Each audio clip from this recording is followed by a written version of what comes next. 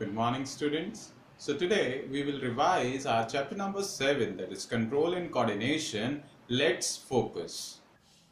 So we will revise first the reflex action. Reflex action is a spontaneous involuntary response to a stimulus that is produced at an unconscious level. Got it? A typical reflex action has the following pathway. First, we are having the stimulus.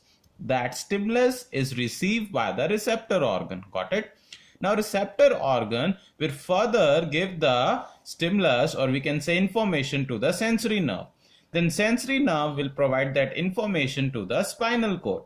Further, it will reach to the motor nerve and then to the muscles, and the action is performed. What are the important concepts?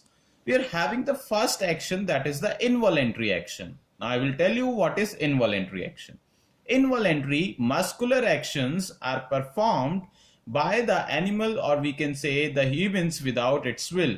So we can say that involuntary actions are those actions which are not under our control. Got it? For example, beating of heart, we can say blood pressure, etc.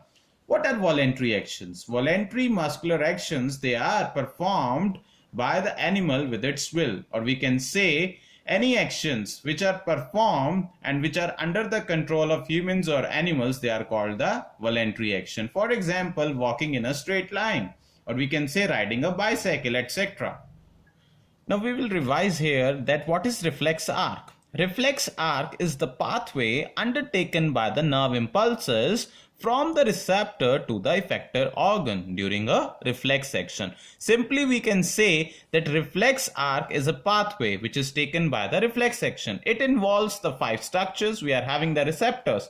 Now what is the function of receptor? It receives the signal.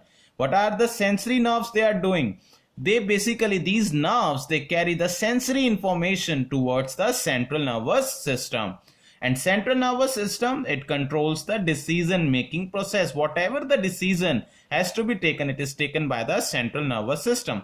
Motor nerves, these carry basically the signals from the spinal cord to the effector to produce the effect. And effector organs, it activates the muscles for the contraction.